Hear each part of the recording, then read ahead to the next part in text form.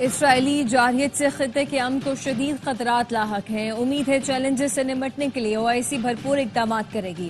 نائب وزیر اعظم اسحاق ڈار کا OIC وزرائے خارجہ اجلاس سے خطاب، کہا بھارت کی جانب سے پاکستان کے حصے کا پانی روکنا کسی صورت قبول نہیں۔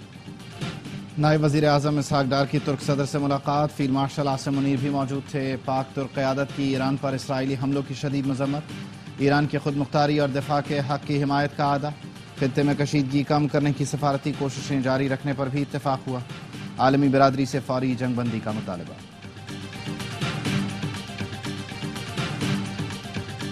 اور اسرائیل کے ایران پر فضائی حملے جاری، تہران میں امام خمینی کے مزار کے قریب حملہ کیا گیا، پاسداران انقلاب کے ہیڈ کوارٹر پر میزائل داغے گئے، صہیونی فوج نے اصفہان میں جوہری مرکز کو نشانہ بنایا، ایران کے جوابی حملوں میں تل ابیب، حیفا، کریا دھماکوں سے گونج اٹھے۔ دوستی کی لازوال داستان، ترکی اور پاکستان، ترک صدر طیب ایردوان کا اسحاق ڈار اور فیلڈ مارشل عاصم منیر کا ہاتھ تھام کر پاک ترک یکجہتی کا پیغام۔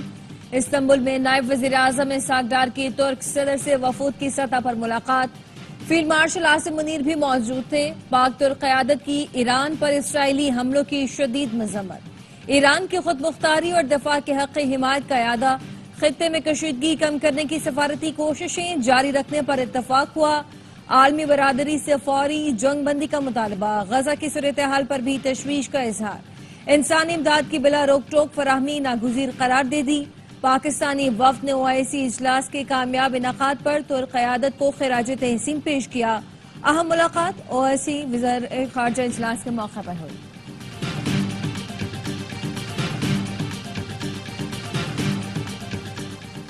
موجودہ حالات میں مسلم ملکوں کا اتحاد ناگزیر، مقصد قبلہ اول کا تحفظ ہے، اختلافات بھلا کر ایک ہو جائیں۔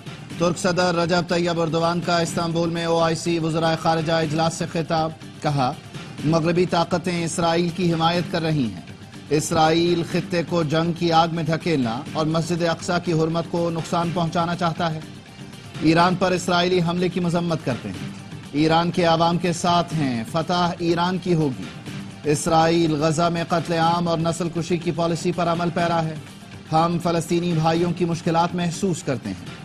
OIC وزرائے خارجہ اجلاس میں اسرائیلی جارحیت کی مذمت، فوری جنگ بندی کا مطالبہ کیا گیا۔ ترک صدر ایردوان کی ایرانی وزیر خارجہ عباس عراقچی سے ملاقات، صدر ایردوان نے بھرپور حمایت کا یقین دلایا، ملاقات میں ترک وزراء سمیت انٹیلیجنس چیف بھی شریک ہوئے۔ ایران سے بات کرنے پر تیار ہیں، دیکھیں کیا ہوتا ہے۔ امریکی صدر ڈونلڈ ٹرمپ کی صحافیوں سے گفتگو، کہا ایران کو زیادہ سے زیادہ 2 ہفتے دے رہا ہوں، اسرائیل جیت رہا ہے، فضائی حملے بند کرنے کا نہیں کہہ سکتا، اسرائیل اچھی، ایران کم اچھی جنگ لڑ رہا ہے، اسرائیل کے پاس ایرانی جوہری پروگرام تباہ کرنے کی صلاحیت نہیں، ہو سکتا ہے اس کی نوبت ہی نہ آئے، امریکی مفادات پر حملہ کیا تو حملہ آور پچھتائے گا، ایران یورپ نہیں امریکہ سے بات کرنا چاہتا ہے، یورپ کچھ نہیں کر سکتا۔ ٹرمپ نے کہا ہم نے بھارت اور پاکستان کے ساتھ بہت شاندار کام کیا، دونوں ملکوں سے تجارتی معاہدے کر رہے ہیں، مجھے نوبل انعام نہیں دیں گے، وہ لبرلز کو دیتے ہیں۔ امریکہ جنگ میں شامل ہوا تو انتہائی خطرناک ہوگا، ایرانی وزیر خارجہ عباس عراقچی نے خبردار کر دیا، کہا امریکی حمایت سے ایران پر بمباری کے دوران مذاکرات ممکن نہیں، امریکہ کی جنگ میں ممکنہ شمولیت پورے خطے کے لیے تباہ کن ہوگی۔ عباس عراقچی نے کہا کبھی یورینیم افزودگی مکمل بند نہیں کی جائے گی، ٹرمپ انتظامیہ 2 ہفتے کے اندر معاہدے کے لیے عزم دکھائے۔ روسی صدر کا ایران کی حمایت جاری رکھنے کا اعلان، پیوٹن نے کہا ایران کے پرامن ایٹمی پروگرام کی مکمل حمایت کرتے ہیں، پرامن مقاصد کے لیے جوہری ٹیکنالوجی ایران کا حق ہے، ماسکو اسرائیل ایران جنگ میں مداخلت نہیں کرے گا، اسرائیل کو بارہا بتا چکے ایران جوہری ہتھیار نہیں بنا رہا۔ فرانس کے صدر ایمانوئل میکرون کا ایرانی ہم منصب سے رابطہ ہوا، فرانسیسی صدر کا کہنا ہے کہ ایرانی صدر نے جوہری پروگرام پر مذاکرات تیز کرنے پر اتفاق کیا، یقین ہے جنگ اور بڑی تباہی سے بچنے کا راستہ موجود ہے۔ اسرائیل کی دھمکیاں، خامنہ ای نے جانشین نامزد کر دیے، نیو یارک ٹائمز نے ایرانی حکام کا حوالہ دیتے ہوئے لکھا آیت اللہ علی خامنہ ای نے 3 سینئر علماء کو اپنی جانشینی کے لیے منتخب کیا ہے۔ خامنہئی اپنی موت کی صورت میں فوری اور منظم منتقلی یقینی بنانا چاہتے ہیں۔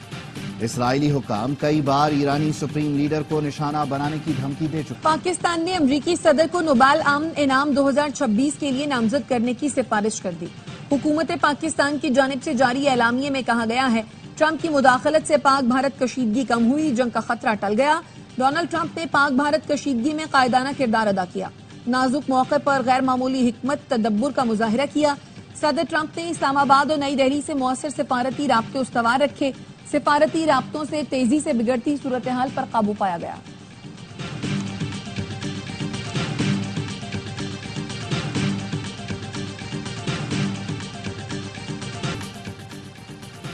مودی سرکار کی ہٹ دھرمی برقرار، بھارتی وزیر داخلہ کا سندھ طاس معاہدہ بحال کرنے سے انکار۔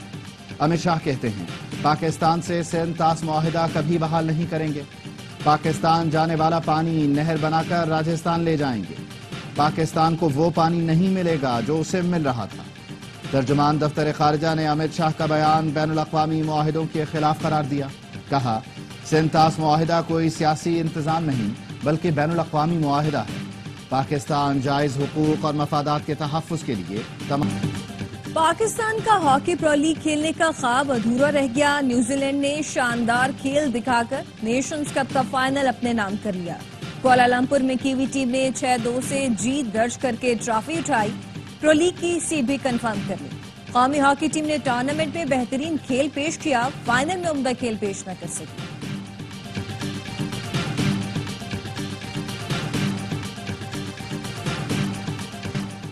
کوئٹہ کے علاقے پیر علی زئی میں سی ٹی ڈی نے 5 دہشت گردوں کو ٹھکانے لگا دیا۔ اسلحہ اور گولہ بارود برآمد۔ ہلاک دہشت گردوں سے حساس مقامات کے نقشے بھی ملے۔ ترجمان سی ٹی ڈی نے بتایا ہلاک دہشت گرد پشین قلعہ عبداللہ میں وارداتوں میں ملوث تھے۔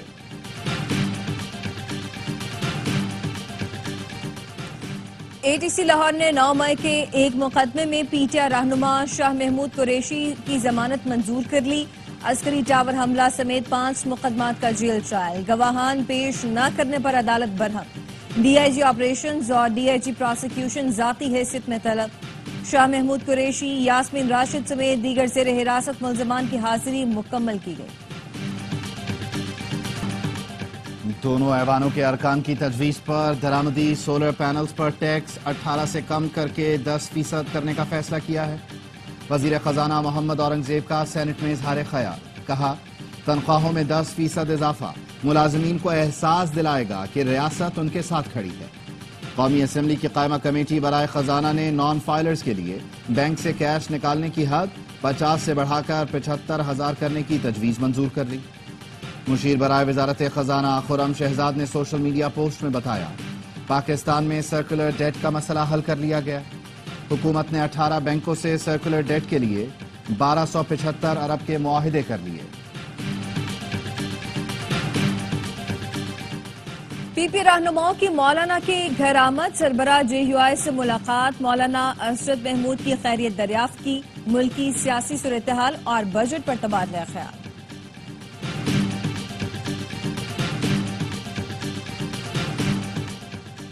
بانی سے مشاورت کے بغیر خیبر پختونخوا کا بجٹ منظور نہیں ہوگا۔ ایمرجنسی نافذ کرنے کی کوشش کی گئی تو حکومت ایک دن بھی نہیں چل سکے گی۔ مشیر اطلاعات خیبر پختونخوا بیرسٹر سیف کہتے ہیں خیبر پختونخوا اسمبلی تحلیل کرنے کا اختیار صرف وزیر اعلیٰ کے پاس ہے۔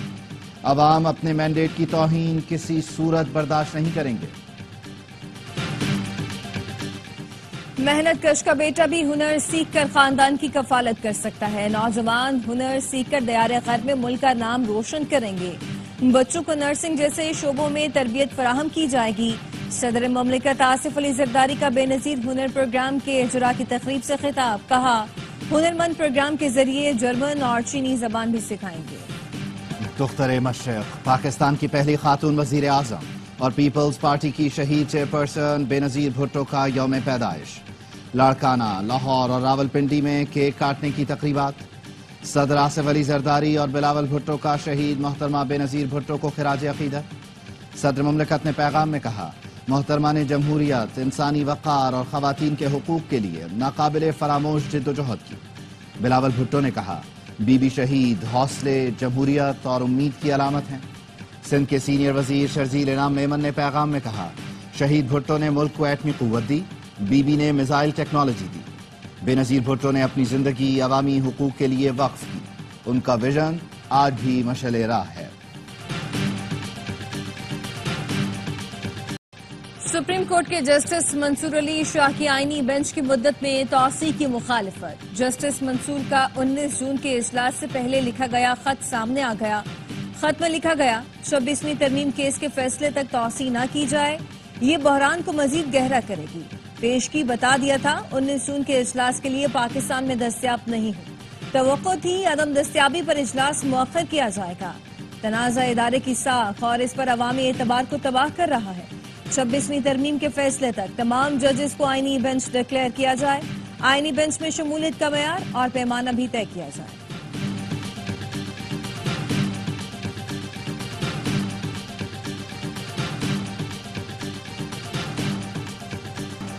ملک کے 7 اضلاع کے سیوریج سیمپلز میں پولیو وائرس کی تصدیق۔ NEOC کا کہنا ہے سیمپلز میں وائلڈ پولیو وائرس 1 پایا گیا۔ سندھ، خیبر پختونخوا اور بلوچستان میں 2 پنجاب میں 1 سیمپل میں پولیو پازیٹیو پایا گیا۔ راولپنڈی کے ہسپتال میں زیر علاج 2 مریضوں میں کانگو وائرس کی تصدیق۔ متاثرہ مریضوں کے 18 فیملی ارکان کو قرنطینہ کر دیا گیا۔ ثنا یوسف کا قتل کیس ٹیسٹ کیس ہونا چاہیے، ملزم کو سخت ترین سزا ملنی چاہیے۔ وفاقی وزیر اطلاعات عطا تارڑ کی مقتولہ کے گھر آمد پر گفتگو، کہا کیس کو منطقی انجام تک پہنچانے کے لیے قانونی ٹیم تشکیل دی جائے گی، ہمیں اپنی بچیوں کو محفوظ ماحول فراہم کرنا ہے۔ دہشت گردی کے فریق کے مکمل خاتمے تک جنگ جاری رکھیں گے، وزیر اعظم کی صوابی میں پولیس اہلکاروں پر فائرنگ کی مذمت، 2 اہلکاروں کی شہادت پر گہرے دکھ و رنج کا اظہار کیا، واقعے کی تحقیقات اور ذمہ داران کا تعین کر کے سزا دلوانے کی ہدایت۔ وزیر داخلہ محسن نقوی نے کہا شہید اہلکاروں کی قربانیاں رائیگاں نہیں جائیں گی۔ غزہ پر دہشت گرد اسرائیلی فورسز کی بمباری کا سلسلہ جاری، وحشیانہ حملوں میں مزید 84 فلسطینی شہید ہو گئے، 200 سے زیادہ زخمی ہیں۔ قابض فوج امدادی مراکز پر حملوں سے باز نہ آئی، کھانے کی تلاش میں نکلے 16 فلسطینی قابض فورسز کی درندگی کا نشانہ بن گئے۔ محرم میں امن و امان سیکیورٹی اقدامات پر رینجرز ہیڈ کوارٹرز میں خصوصی اجلاس، D G ranger Sindh major general Muhammad Shamrez کی تمام مکاتب فکر کے علماء اور اکابرین سے ملاقات، امن و امان یقینی بنانے اور باہمی ہم آہنگی کو فروغ دینے پر تبادلہ خیال کیا گیا۔ پنجاب میں 1 سے 10 محرم تک دفعہ 144 نافذ، 9 اور 10 محرم کو ڈبل سواری پر پابندی ہوگی۔ کراچی کے خلاف سازشیں ہو رہی ہیں، MQM ماضی بھول کر میرے اور ڈپٹی میئر کے پیچھے پڑی ہے۔ میئر کراچی مرتضی وہاب کہتے ہیں آیا چندریگر روڈ کو عالمی معیار کے مطابق از سر نو تعمیر کیا جائے گا۔ بلدیہ عظمیٰ کراچی نے بیچ ریزورٹ کا افتتاح کر دیا۔ میئر بولے کراچی کے شہریوں کو اب تھائی لینڈ اور ملیشیا جانے کی ضرورت نہیں۔